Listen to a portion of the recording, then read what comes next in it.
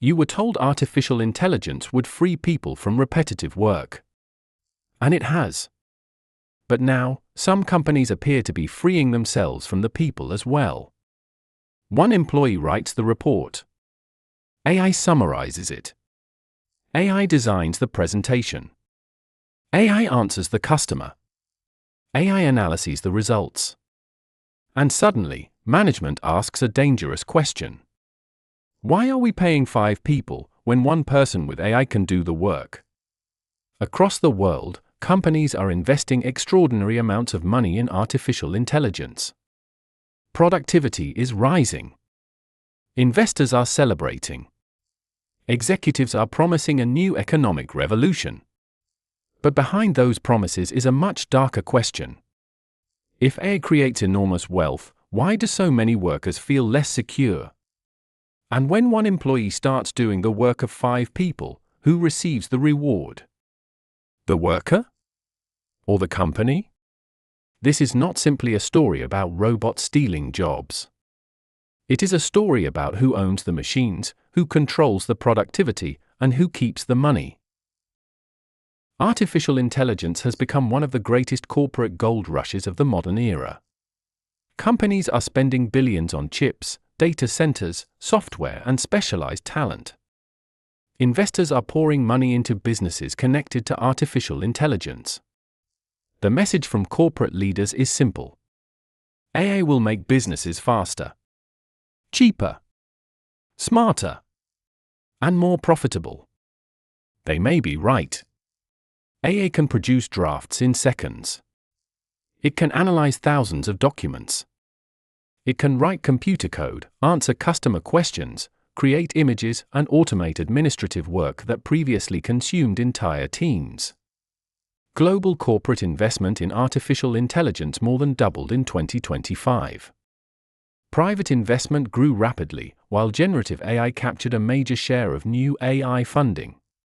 But technology does not automatically decide how those savings are distributed. People decide. A company that saves $10 million through artificial intelligence has several choices. It can shorten the working week. It can raise salaries. It can train employees for better positions. It can reduce prices for customers. Or it can eliminate jobs and return the savings to shareholders. AI creates the efficiency. Corporate power decides who receives it. Here is the part most people misunderstand. Artificial intelligence does not need to perform your entire job before it threatens your position. It only needs to perform enough of your tasks. Imagine a marketing department with 10 employees. One person researches the market. Another writes advertisements. Another creates images. Another prepares reports. Another manages customer responses. Now introduce an AI system that helps each employee complete those tasks 3 times faster. At first, everyone becomes more productive. But during the next budget meeting, the company may not ask, "How can we make these 10 workers' lives easier?" It may ask, "Do we still need 10 workers?" This is how disruption can happen without a humanoid robot ever entering the building. Jobs are collections of tasks. AI begins by taking over tasks. Then companies redesign jobs. 2 roles become 1. Junior positions disappear. Vacancies remain unfilled. And the workers who remain inherit more responsibility. The job is not always visibly replaced by artificial intelligence. Sometimes it is quietly absorbed by another employee using artificial intelligence. Tasks disappear first. Jobs can disappear later. For decades, new technology was sold to workers with a promise. Machines would remove boring work, giving people more time for creative and meaningful work. But in many workplaces, saved time does not become free time. It becomes additional work. The employee who once wrote 2 reports may now be expected to produce 10. The designer who created 3 advertisements may now be expected to create 30 variations. The customer service worker who handled one conversation at a time may now supervise several AI-assisted conversations simultaneously. The technology becomes faster. Then the performance target becomes higher. This creates a strange modern contradiction. A worker can become dramatically more productive without becoming dramatically better paid. The company captures more output. The employee receives more targets. And what was introduced as an assistant slowly becomes a system of measurement. How quickly did you respond? How much did you produce? Why did this task take an hour when artificial intelligence could finish it in 10 minutes? AI may remove repetitive work. But unless workplace expectations change, it can also remove every quiet moment that once existed between tasks. Productivity rises. Pressure rises with it. One worker may now be expected to perform the responsibilities that once belonged to several people. Not because the worker suddenly became superhuman, but because the machine sitting beside them never becomes tired. Supporters of artificial intelligence make an important argument. Technological revolutions do not only destroy jobs. They also create new ones. The World Economic Forum estimates that major economic, demographic, and technological changes could create 170 million jobs by 2030. At the same time, approximately 92 million existing roles could be displaced. That would produce a net increase of 78 million jobs. At first, that sounds reassuring.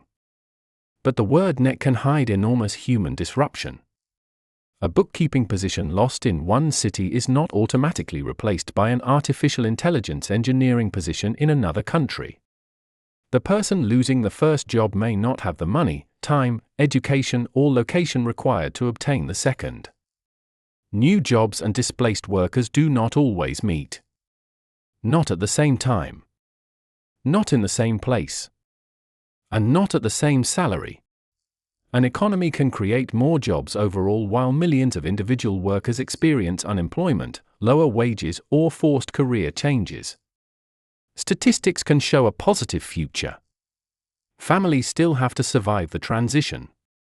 The person who loses a career at 50 years old cannot simply wait for the economy's final net result.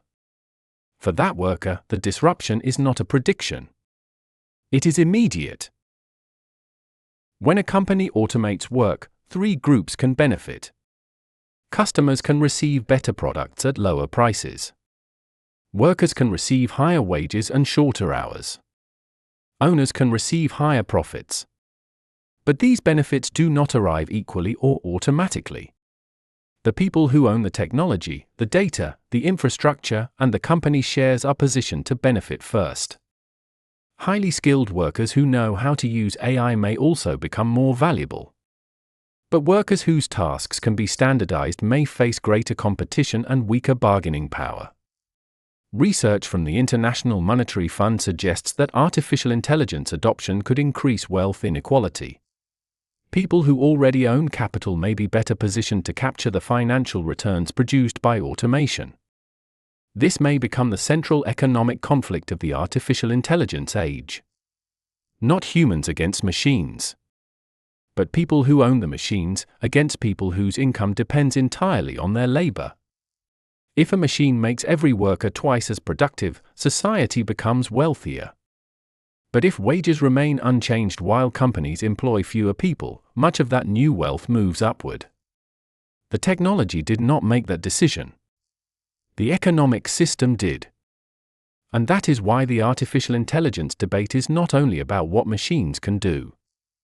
It is about who has the power to decide what happens next. But declaring that artificial intelligence will destroy all employment would be simplistic. And it would be wrong. AI can help doctors reduce paperwork.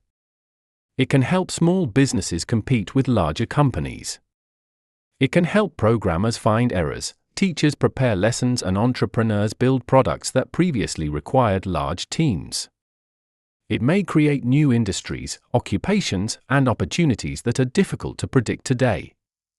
The real question is not whether artificial intelligence is good or evil.